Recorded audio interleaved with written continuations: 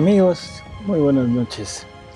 Nos encontramos aquí con ustedes en nuestro programa de Verdades Divinas y junto con Alejandro. Hola, buenas noches, doctor. ¿Cómo están todos?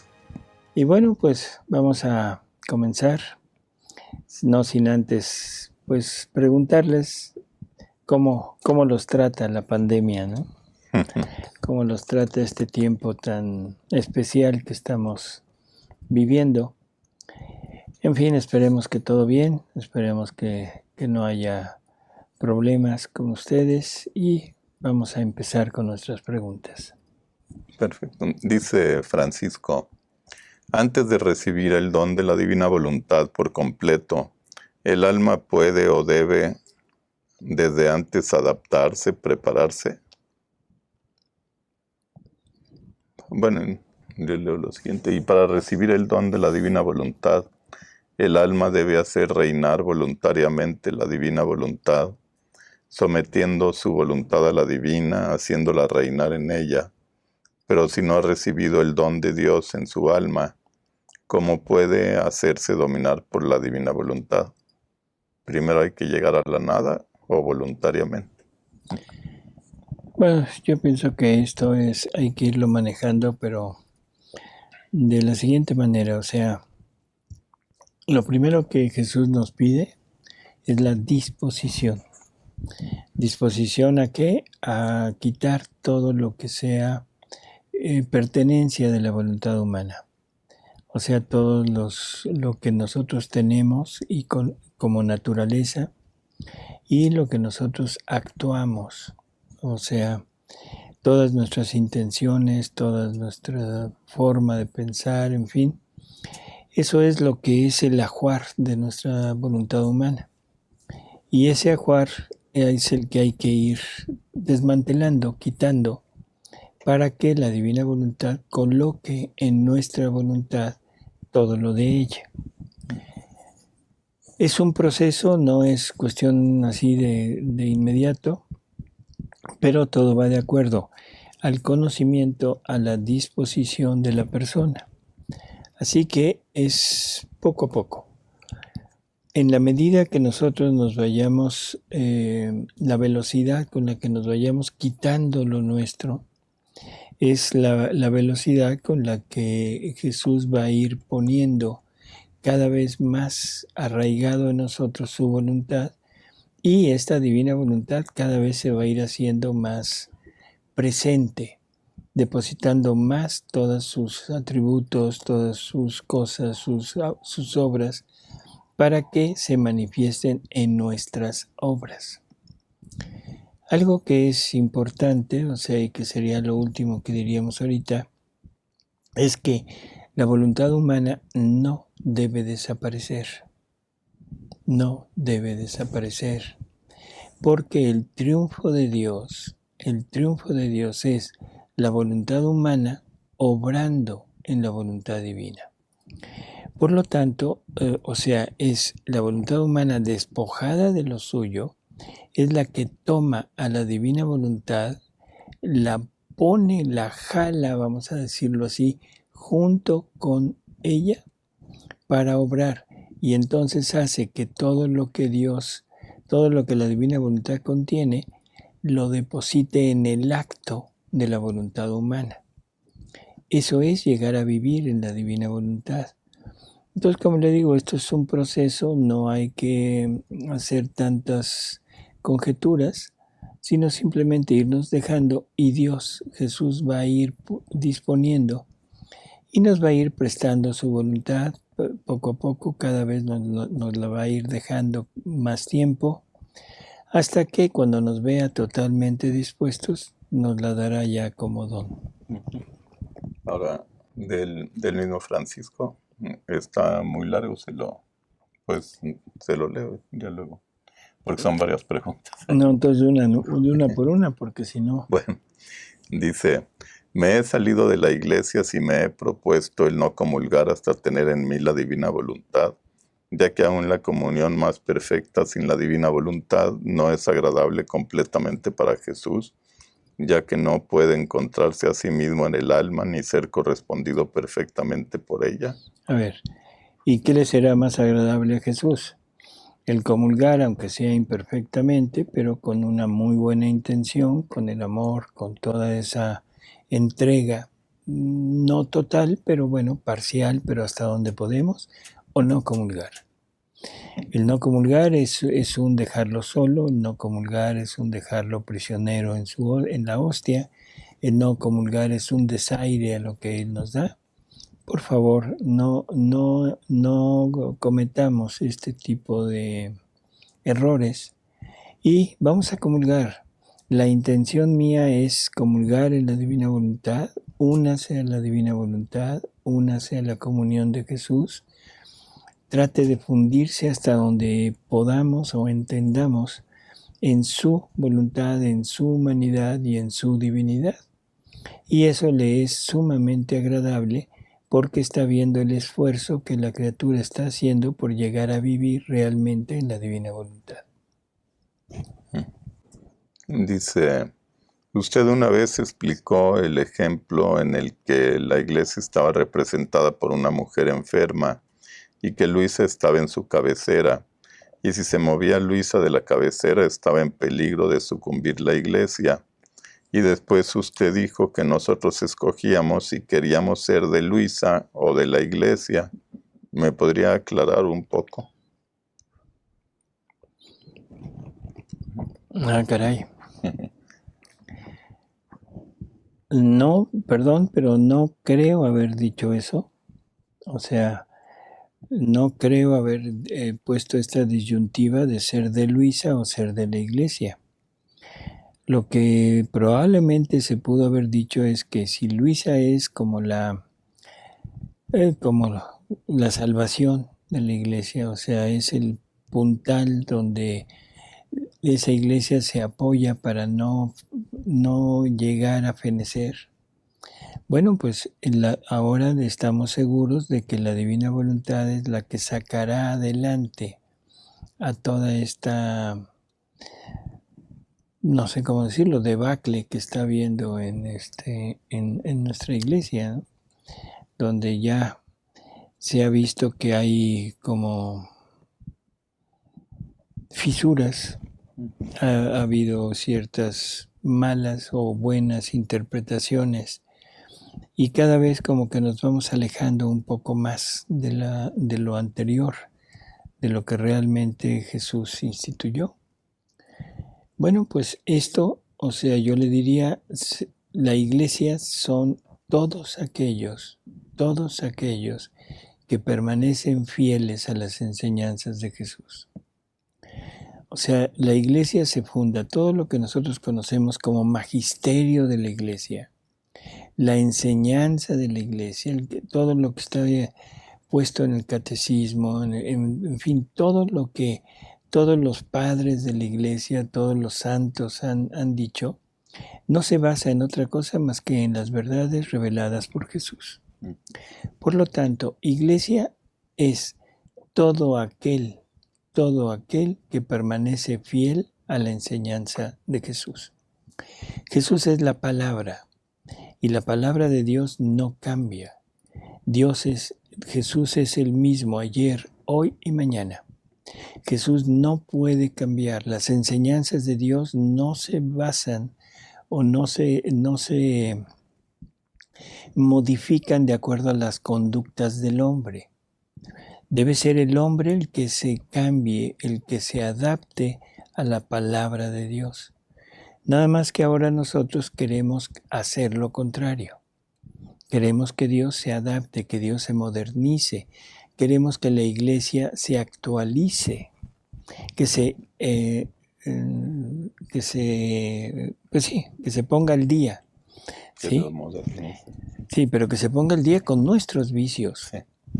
Que se ponga al día con nuestros pecados, que se ponga al día con toda la intolerancia que tenemos hacia lo divino. Ese es el problema.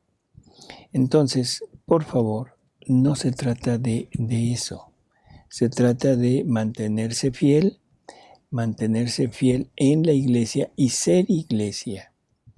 Así que, por favor, vamos a entender, si lo dije, estuvo mal dicho. pero lo más probable es que no lo haya yo dicho de esa manera, pero pongámonos en Luisa para ser verdadera iglesia, porque toda la enseñanza de Luisa no hay una sola palabra de Luisa, del libro de cielo, que esté en contradicción con la verdad revelada. Y luego pone aquí muchas dudas de si ya no sigue. Bueno, se lo leo.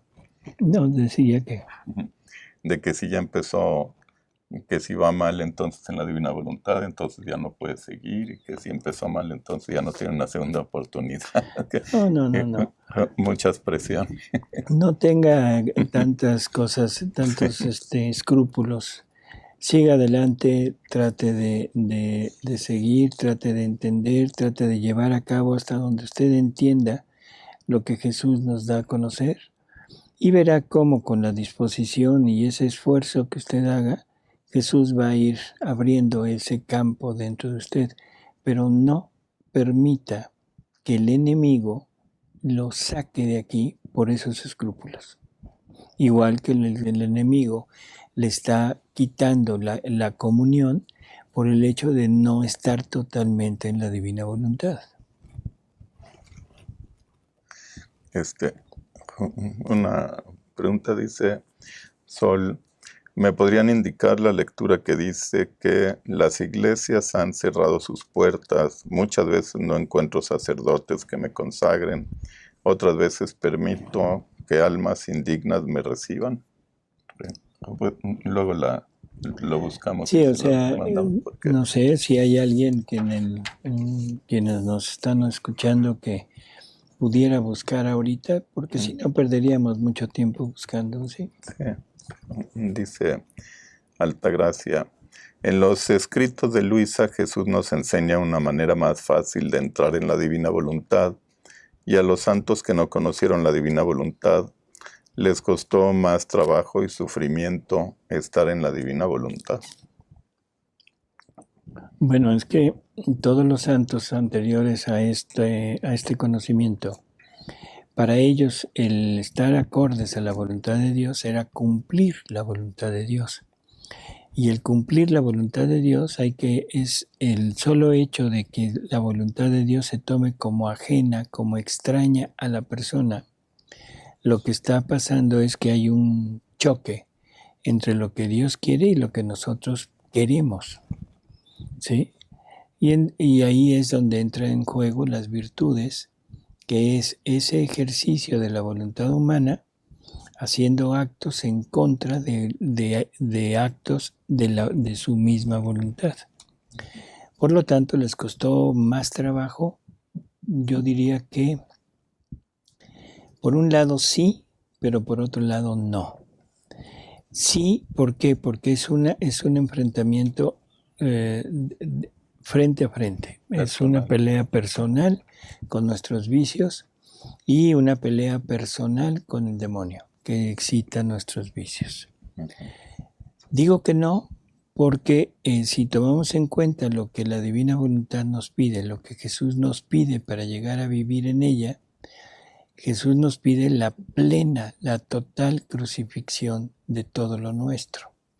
Y eso es lo más tremendo que puede haber y que los santos, ningún santo llegó a ese extremo, porque todos ellos quedaron con virtudes llevadas al extremo, llevadas al punto heroico, pero siempre se quedaron con algo propio.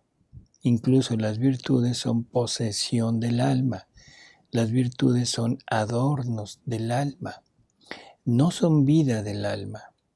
¿Les costó mucho trabajo? Sí. ¿Tienen un gran mérito? Sí. ¿Su gloria es muy grande? Sí. Pero no llegaron a la crucifixión completa, que es a la que llega el alma, que llega a vivir en la divina voluntad. Dice Marta, por todo lo que está pasando en el mundo, ¿qué sería pecado? ¿Querer saber la verdad o pecar por ignorar la verdad? Bueno, yo creo que es pecar por querer ignorar la verdad, ¿no? O sea, el querer conocer la verdad eso no se puede considerar pecado. Eso es simplemente, o sea, una ansia de conocer a Dios. A veces hemos hablado de un pecado de gula espiritual. ¿Cuál es la gula espiritual? El querer conocer lo que Dios no ha revelado. Por ejemplo, Eva, allá en el paraíso terrenal, una de las ramas de su pecado fue esa, la gula espiritual, porque quiso conocer lo que Dios no había revelado todavía. En la actualidad, yo creo que muchos estamos en ese pecado de gula espiritual. Estamos queriendo adelantar y conocer los sucesos del futuro, el cuándo, el cómo, cuánto tiempo falta, de qué manera se va a llevar a cabo, si ya estamos, si no estamos, o sea, toda esa serie de conjeturas que estamos haciendo. Y perdón, Dios no lo ha querido revelar. ¿Sí? Dios no lo ha querido revelar. Ha ido dando avisos, ha ido haciendo que nuestra madre venga y nos prepare y nos dé ciertos lineamientos de conducta y nos diga, cuidado, van mal, vuelvan atrás, vuelvan a Dios, si no lo hacen pasará esto, pasará lo otro, pero no ha dado los datos exactos.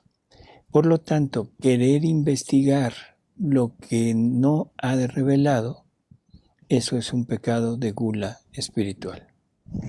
No sé. Sí, sí, pues es curiosidad por algo que no está revelado. Dice Marina, el ángel de la guarda nos escucha el pensamiento y el demonio no sabe nuestros pensamientos.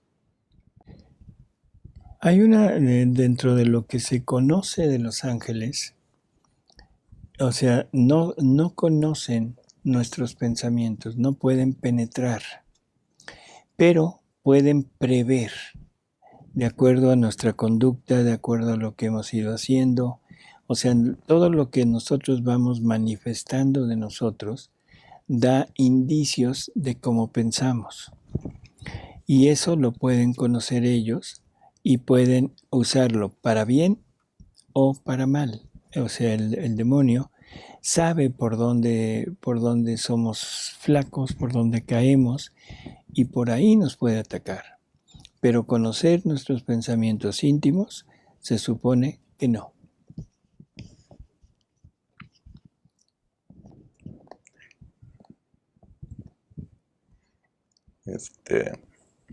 Había una pregunta de voluntades. Dice, ¿cuál sería la diferencia en voluntad divina, voluntad eterna, voluntad suprema y del divino querer y el fiat? Todo igual. La voluntad divina, o sea, tiene cualidades, tiene ciertas características, es eterna, o sea, así que no es una voluntad eterna y una voluntad divina, es la misma. Son semejantes, son atributos de ella. Dice Consuelo, ¿me podéis informar la forma correcta de hacer las horas de la pasión? La forma correcta. Fundirse en la divina voluntad, tomar todo lo de Jesús como nuestro y llevar a cabo junto con Jesús en nuestras obras, no en la lectura nada más, sino en nuestras obras, en nuestros días cotidianos, todo lo que Él hizo. Yo me atrevería a recomendarle que lea la última meditación, la 24ª hora, que es de la soledad de la Virgen, y veamos lo que la Virgen hace para poder seguir viviendo, para poderse separar del cuerpo de Jesús cuando lo van a enterrar. María nos da una descripción perfecta de lo que es llegar a vivir la pasión de Jesús, porque dice, hijo, yo yo no puedo dejarte, pero el querer divino se impone y te tengo que dejar. Pero ya no tengo vida. Entonces, pongo mi cabeza, pongo mi pensamiento en el tuyo y tomo el tuyo para vivir de tu pensamiento. Pongo mis ojos en los tuyos y tomo los tuyos para vivir con tus ojos que vieron tanta maldad, tantos desprecios. Tomo tu oído y lo pongo en el mío para vivir siempre oyendo todas las blasfemias, todos los insultos que te dieron y repararte por ellos. Y así va tomando parte por parte de la humanidad de Jesús para incorporarlo en ella, y ahora la vida de ella es la vida de Jesús. En ese momento, cuando esto lo hagamos y se haga realidad en nosotros, cada vez que nosotros actuemos, o sea, caminando, comiendo, platicando, pensando, escribiendo, durmiendo, es la vida de Jesús que se está llevando a cabo.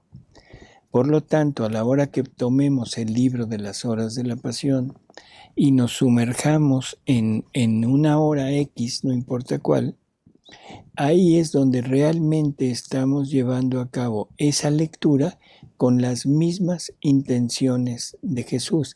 Ya no son mis intenciones, ya no es mi intención de leer las horas de la pasión, ya no es mi intención de fundirme en Él para hacer lo mismo que Él hacía, sino en ese momento es Jesús, la vida de Jesús, haciendo en mis actos sus actos. Creo que esa es la forma perfecta de hacer las horas de la pasión. Dice Narda, una persona de mi grupo de lectura del Libro del Cielo me dice que es mejor no salir de casa para no encontrarse en la calle con personas impertinentes que le hagan salir de la divina voluntad. ¿Eso es correcto? Definitivamente no. Imaginémonos a Jesús no queriendo salir de su casa por no encontrarse con personas que lo hicieran desatinar. O sea, nosotros nos hubiéramos quedado prácticamente sin redención, porque Jesús no quisiera encontrarse con nosotros que lo importunamos, ¿no? No, yo creo que las situaciones de la vida, cualquiera que sea, nos lleva prácticamente a la oportunidad de vivir, de poner la vida de la divina voluntad en eso. Y eso es lo que me semeja con Jesús. Y vuelvo al mismo ejemplo que dije hace un momento.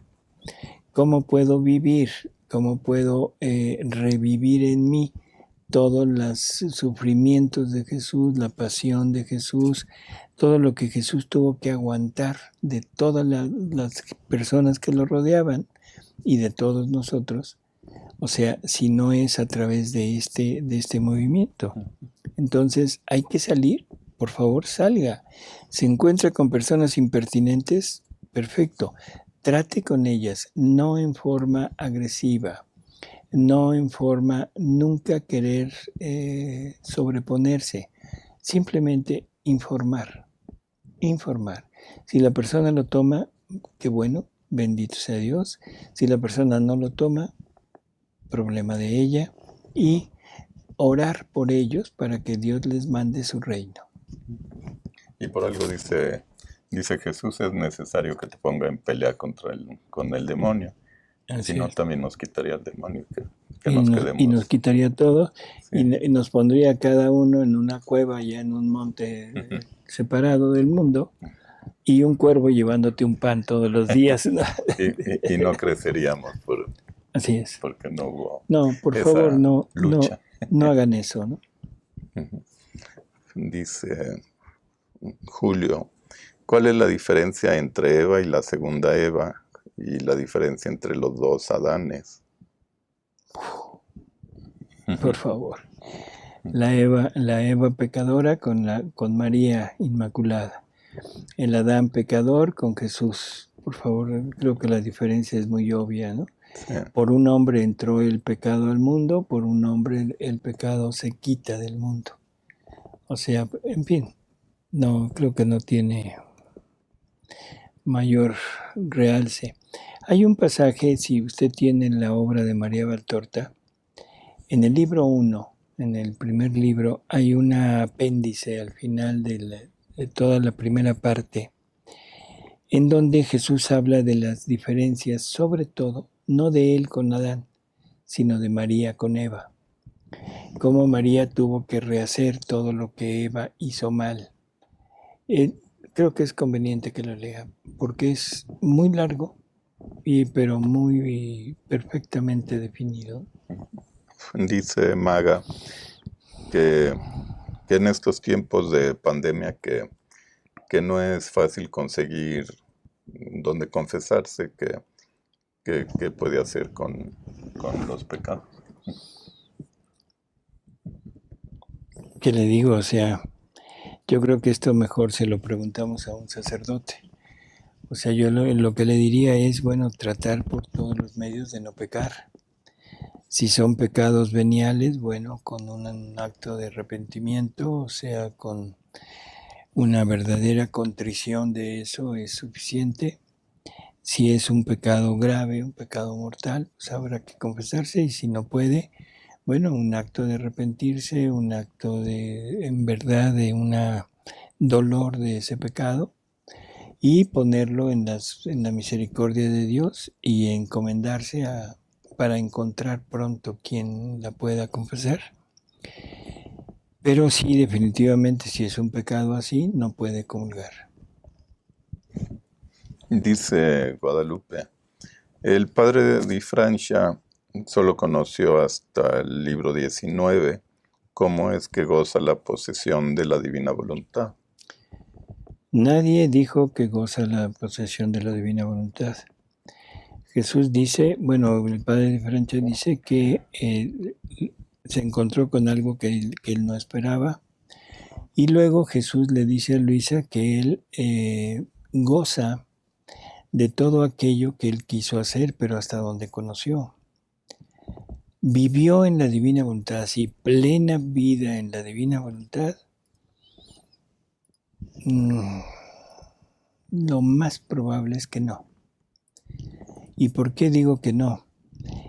En algún momento Luisa le pregunta a Jesús y le dice que tantas bellas verdades que han salido de todo lo que él le dice, pero que el mundo parece no responder, que parece que al mundo no le interesa. Y entonces Jesús le dice, mira, no te apures, de ti va a pasar lo mismo que pasó de mí.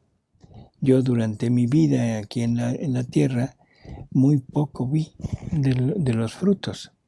Pero una vez que terminé mi trabajo, una vez que cumplí con toda la redención, es cuando empezaron a aparecer todos los frutos. O sea, necesitaba cumplir la redención en total, para que se empezara a ver el fruto de esa redención. Como no estaba terminada, Jesús vio poco. Y cuando le dice, de ti pasará lo mismo, o sea, quiere decir que todo el conocimiento de la divina voluntad, o sea, forma parte de esa vida divina que Él quiere poner en nosotros. Probablemente el padre Di Francia, hasta donde conoció, haya hecho toda la intención de vivir en la divina voluntad. No lo sabemos. O sea, eso no lo sabemos, pero si lo logró, o sea, logró, pero no tuvo todo el conocimiento. Si no pudo lograrlo por algunos intereses suyos, por algo que no conocemos, bueno, se quedó en actos, pero sobre todo con la gloria que merece por haber dado a luz el libro de las horas de la pasión y los pocos escritos sobre la divina voluntad que él puso fuera y que publicaron. Eso es lo que él se refiere, que dice que no se la creía, que con eso poco era tanta la gloria que recibió, ¿no? Dice Silvia, en el libro 12 en la lectura 89, Jesús dice que en el paraíso terrenal gozaban de él a intervalos. ¿Podría explicar esto? Porque si Adán estaba tenía vida divina, ¿por qué a intervalos?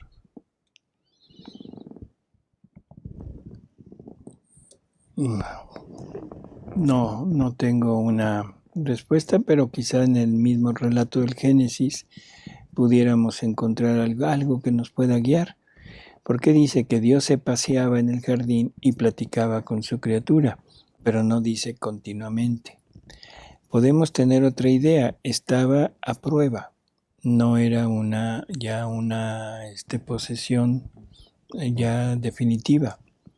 Y tenía que acudir al árbol de la vida para comer del árbol de la vida. Y entendemos que el árbol de la vida representa a Jesús. Por lo tanto, hasta donde tenemos idea, hasta donde conocemos, no era continuo su presencia, pero sí tenía el conocimiento, tenía todos los conocimientos de la divina voluntad, los tenía en posesión. Es lo que le puedo decir, o sea, no tengo más datos, ¿no? Rosalba dice, es decir, que el acto creciente es solo para ejercerlo en la criatura y cuando éste lo decide. O sea, el acto creciente. Sí, o sea, pero bueno, de que es nada más en la criatura que aquí en la tierra, sí. Pero no sé que cuando esto lo decide, ¿qué? Pues cuando la criatura lo decide, yo creo. Bueno, sí, o Cuando sea, le permite a Jesús. no es un acto que Jesús nos dé en el sentido de decir toma y hazlo, sino es un acto que nosotros nos disponemos a recibir lo que Dios nos está dando y es continuo. Entonces la vida en la divina voluntad o la vida divina que se está formando en la criatura va en un continuo ascenso. Dice Marina, puede ser que antes de conocer los escritos de Luisa, Dios nos haya estado preparando para esto desde que nacimos y gracias a esto podamos comprender y tener luz sobre nuestra vida. Dios sabe perfectamente la disposición de cada uno.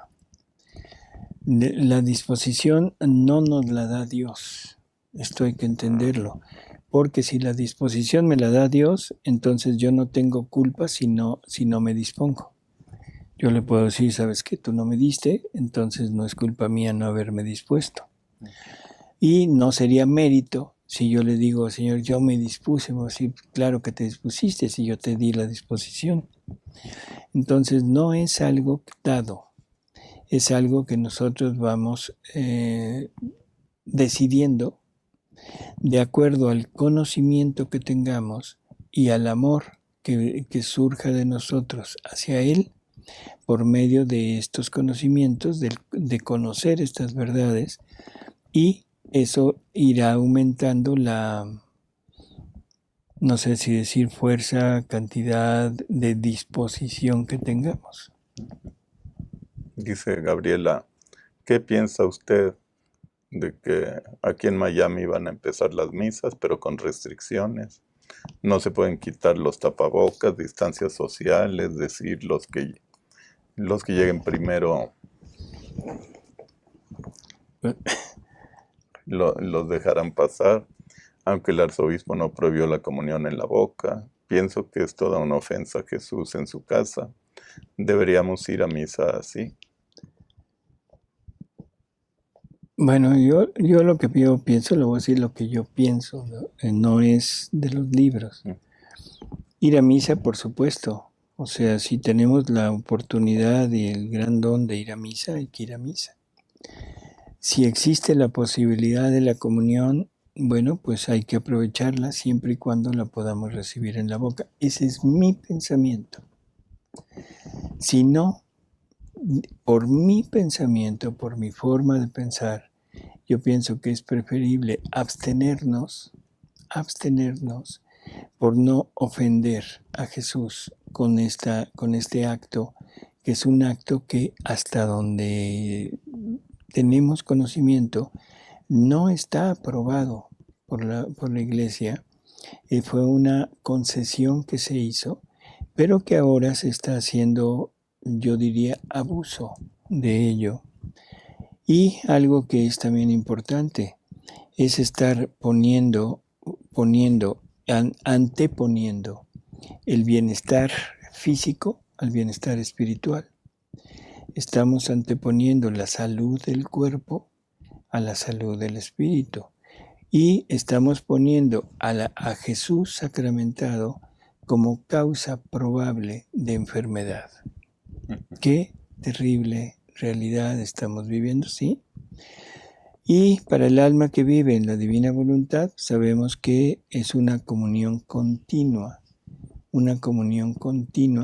que la criatura está haciendo a través de los actos hechos en su voluntad, donde la divina voluntad consagra cada acto en una vida divina. Dice Francisco, doctor, usted ha dicho que la pelea con el demonio es necesaria para purificar el interior y así plantarnos bien en la profunda nada, o sea, la humildad. Después de aquella purificación, ¿hay que seguir con la pasión en orden como lo va haciendo en los escritos? ¿O después de aquella purificación le será más fácil a Jesús profundizarnos en su voluntad? Claro, si el alma ya tiene conocimiento de la divina voluntad. Por eso, la pelea con el demonio es para realmente llegar a obtener lo necesario para resistir todo lo que el demonio pueda ponernos enfrente.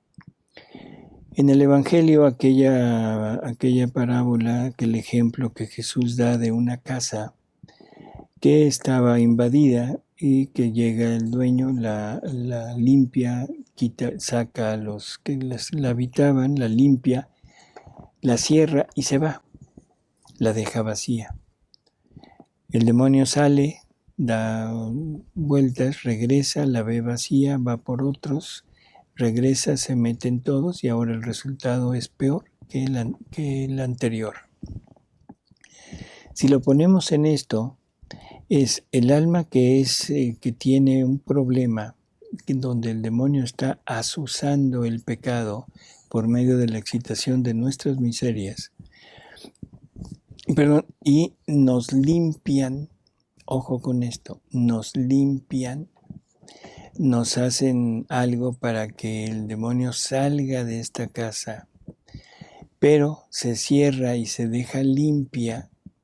En ese momento el demonio tiene la puerta abierta para volver a entrar, y no solo él, sino con otros tantos. Cuando esa limpieza la hace la propia criatura, la tiene que hacer a través de un esfuerzo personal y de ejercer virtudes. Y esas virtudes son las armas con las que está defendida esa casa. Por lo tanto, si la criatura vence, queda en posesión de esas armas, de esas virtudes, y el demonio cuando vuelva se encontrará que ahí están aquellos que lo vencieron y no podrá entrar. Entonces hay una enorme diferencia entre ser limpiado y limpiarse. ¿Sí? Sí se entiende, ¿no? O sea, si yo acudo a que me sanen, estoy pidiendo que me quiten algo que me está molestando, pero yo no hice esfuerzo. Por lo tanto, quedo totalmente a disposición de que me vuelvan a atacar. Pero si yo logro quitar aquellos por el ejercicio de las virtudes, en ese momento ya no podrán volver a entrar. Dice Francisco, sentir la privación de Jesús, es decir, sentir que me ha dejado y que no volverá más, sirve para preparar la tierra de nuestra alma y disponerla para recibir su voluntad. Uh-huh. Así es. Es algo equiparable a la noche oscura de los santos. Dice Artistic. eh, Creo que Mamita María sí sabía que su hijo resucitaría, porque ella fue invitada y acompañó a su hijo al limbo, y la divina voluntad está en ella. ¿Me podría explicar? ¿Qué? De, De- de que si la Virgen sabía que su ¿Sí? hijo resucitaría y La, que Vi- lo acompañó al limbo. la Virgen sabía todo. O sea, esto es necesario entenderlo porque es inmaculada. Y por ser inmaculada recibe, entre tantos dones, recibe la sabiduría infusa. Lo único que le fue vedado, que no le dieron a conocer, fue el hecho de que ella era la madre, la destinada a ser la madre. Y eso es lo único que no conocía. El resto, o sea, conocía los sufrimientos del Redentor, conocía el destino, todo lo que le iba a pasar. En el momento en el que ella es la madre, o sea, que ya acepta, ya así abiertamente ser la madre, en ese momento su vida se une, o sea, totalmente a la vida de su hijo y está con él acompañándolo en todo lugar, en todo momento. Si no fuera así, no sería vida en la divina voluntad, porque la divina voluntad une todos los actos de las criaturas. Así que sí, ella acompañó a Jesús al limbo, ella acompañó a Jesús en su pasión, ella acompañó a Jesús en todo lo que él hizo. Dice Carlos, por decreto presidencial están cerradas las parroquias y tengo oportunidad de ir a una Eucaristía a puerta cerrada. ¿Estoy en desobediencia? Por supuesto que no.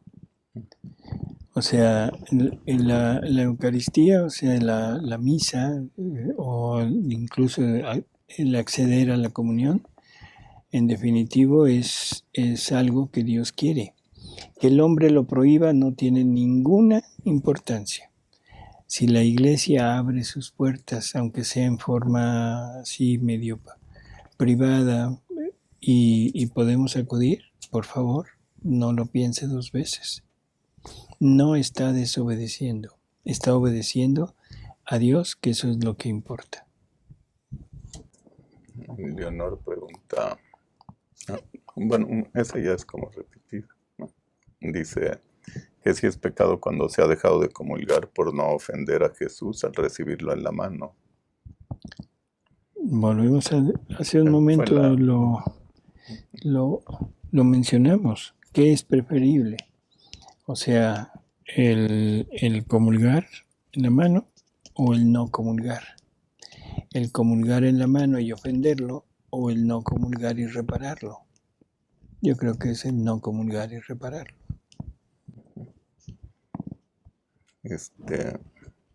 Dice Nancy, con estos flagelos actuales, estaría bien pedirle a Dios que nos suceda como a Josías, cuando descubrió el libro de la ley, que se conmovió, se humilló, lloró y se rasgó sus vestiduras, pedirle que no veamos tanta maldad, como dice en Segunda de Reyes.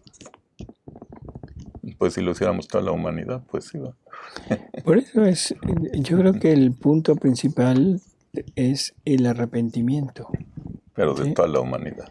De todos, el arrepentimiento y el pedir perdón, el humillarse ante Dios y pedir misericordia. Creo que eso es lo que Dios quiere de nosotros. El solo hecho de descubrir no tiene mayor importancia si no existe ese movimiento de arrepentimiento. Dice Fátima, una pregunta, dice, en programas pasados se ha mencionado evitar las reflexiones personales. No entiendo a lo que se refiere y pienso que la razón de ello es evitar mirarme a mí misma y en lugar de ello mirar a Jesús, su pasión, repararle. Dice, la confusión que he tenido también es porque en las horas de la pasión Luisa parece que se pregunta y después responde lo que le dice Jesús a su corazón y nos comparte lo que Jesús desea comunicarnos. Esta se pueden llamar reflexiones personales. Reflexiones personales es todo lo referido a nosotros, desde nuestra voluntad y todo puesto en nosotros. O sea, lo que dijo al principio creo que es exacto. En todo debemos ver siempre a Jesús, en todo debemos ver la voluntad de Dios y no poner de lo nuestro. Voy a poner un ejemplo ahorita actual, la pandemia. En esta pandemia estamos muy atentos, muy atentos al cómo me libro del contagio. Pero no pongo por ningún lado a Dios. Pongo el cubrebocas, pongo la máscara, casi pongo el traje espacial, pongo el gel, pongo en fin, pongo todo lo habido y por haber. Esas son reflexiones personales.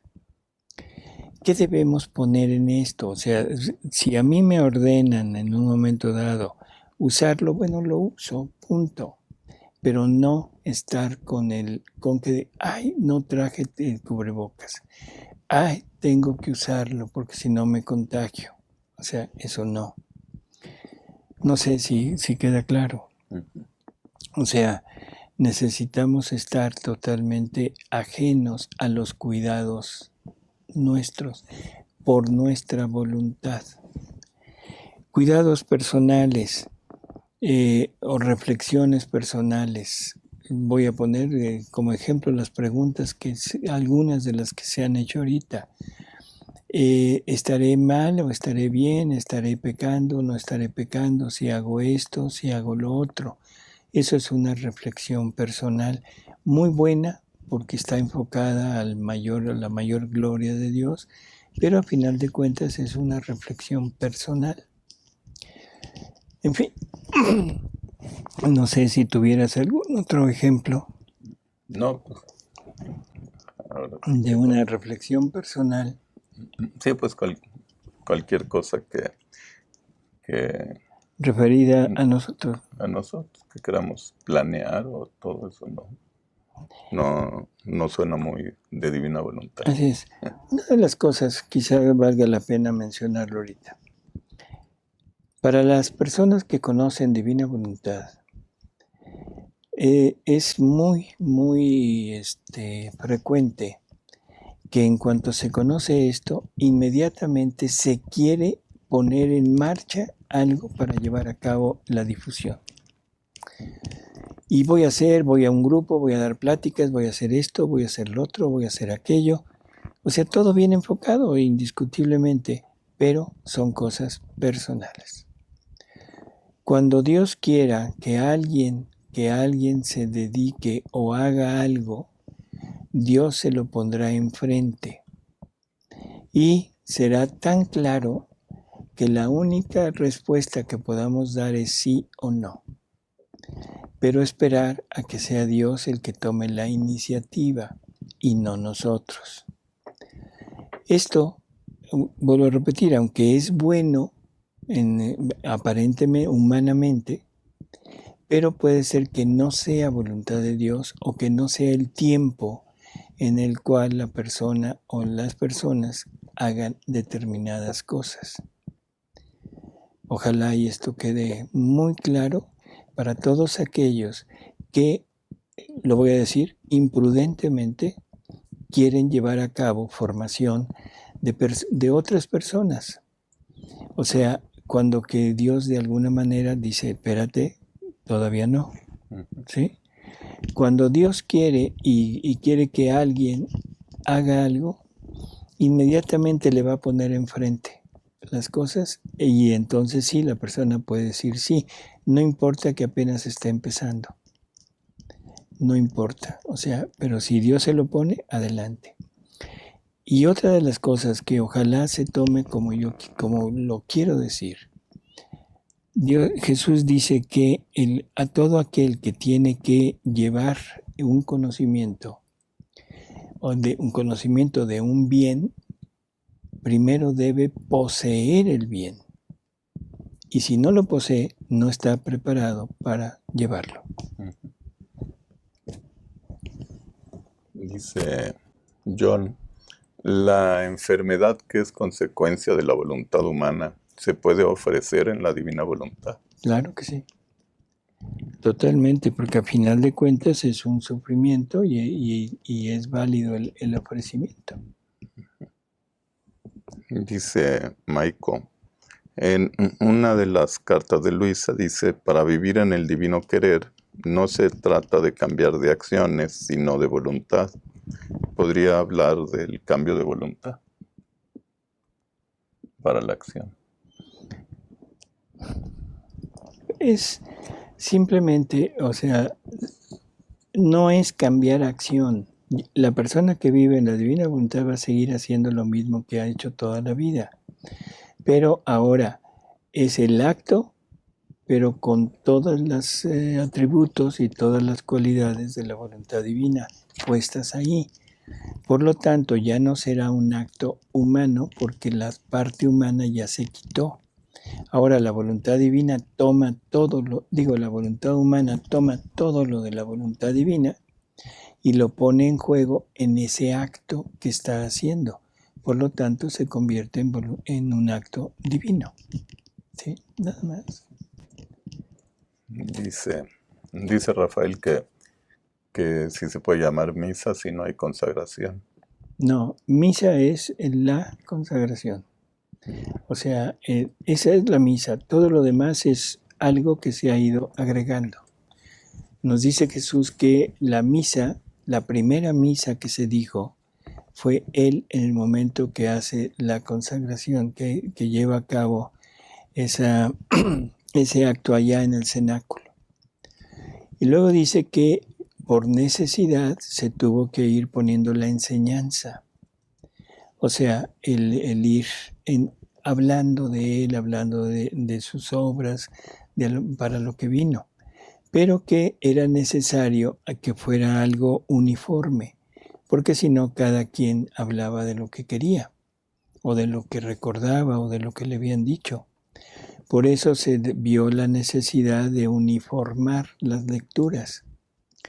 Y todo lo demás dice, son añadiduras que se han ido poniendo poco a poco, pero que bueno, está dentro de todo el contexto de lo que es la misa actual, pero la misa en sí es el momento de la consagración. Dice Ángela que si tiene usted conocimiento sobre el diario Él y yo de Gabriela Voz y si se puede leer. Sí, claro. Y muy bello, por cierto, ¿no? Dentro de la voluntad humana, dentro de toda esa relación que existe entre un alma buena, un alma entregada a Dios y Dios. Dice, gracias, creo que se movió la pregunta. Dice, en el segundo video sobre los actos que se acaba de publicar, explica toda la belleza que se obtiene al ofrecer los actos, pero las almas que viven en la divina. Para las almas que viven en la divina voluntad, pregunta, ¿y las personas que no hemos obtenido el don, pero sí lo queremos, se aplica todo esto también que se menciona en los videos? Sí, o sea, recordemos, y lo dijimos hace unos momentos, que el don no se obtiene así de la noche a la mañana, es todo un proceso. Pero Jesús nos va dando poco a poco su voluntad para irla ejercitando en nuestros actos. Cada día va a ir siendo mayor el tiempo con el que nos permite actuar con ella. Pero en el momento que estemos actuando, estamos obteniendo todo esto. Alguien preguntaba que cómo se vive en divina voluntad. Pues, podría empezar viendo los programas de introducción, ¿no? Así es. Dice,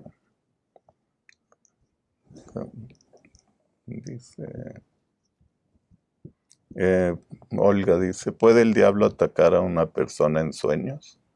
Sí. Y dice Blanca, Recientemente estoy conociendo los escritos, lo único que me perturba es que tengo que presentar un examen desde hace tiempo, pero no logro concentrarme. ¿Qué me aconseja? Solo quiero conocer y vivir divina voluntad. No puede concentrarse en el examen que va a presentar o en la lectura de la divina voluntad. Bueno, yo diría que no es importante realmente. Deje que sea, dele vida a la divina voluntad en el presentar su examen. Y entonces verá cómo todo le resulta más sencillo. Dice Lisette, ¿el Ave María se puede cambiar? Porque el sacerdote dice que en divina voluntad recemos así, bueno, y le pone unos cambios el sacerdote. Bueno, ya habíamos hablado de que si el cambio es en el Ave María, está mal. O sea, la oración, sobre todo la primera parte de la oración del Ave María es bíblica. Y esa por ningún motivo deberíamos de cambiarla. La segunda parte, que ha sido pues, agregado del nombre de la iglesia, en realidad, bueno, ya está establecido y no tendríamos por qué cambiarla. Si se quiere poner como una cosa aparte, si se quiere poner como una jaculatoria, si se quiere poner como un agregado, no hay problema. Pero el Ave María no se debería de cambiar. Ni ninguna oración, por favor. Oraciones establecidas, oraciones ya hechas. El Padre Nuestro no se debería de cambiar. O sea, el credo del... sobre todo el credo de los apóstoles, en fin, no se debe cambiar porque son las verdades básicas de nuestra religión. Y ya nada más lo último, bueno, Blanca dice que en lo que no se puede concentrar es en el examen que va a presentar. Póngalo en la divina voluntad, o sea, dele vida a la divina voluntad. Jesús le da la oportunidad de darle vida a su voluntad en ese examen, en preparar ese examen, en estar haciendo todo lo necesario para que ese examen resulte bien. No quiere decir que le va a salir bien, porque luego entendemos eso, sino darle vida a la divina voluntad en tanto en la preparación del examen como en la presentación del examen. Y listo, ¿sí? Y pues ya. Son todas las preguntas. Bueno, pues, amigos, muchas gracias por haber estado con nosotros. Le agradecemos a Alejandro su presencia. Doctor. Gracias a todos. Y nos despedimos de ustedes y nos vemos en el próximo programa. Gracias por sus saludos y comentarios. Si quedó alguna pregunta para el lunes, la leemos. Bueno. Gracias, buenas noches.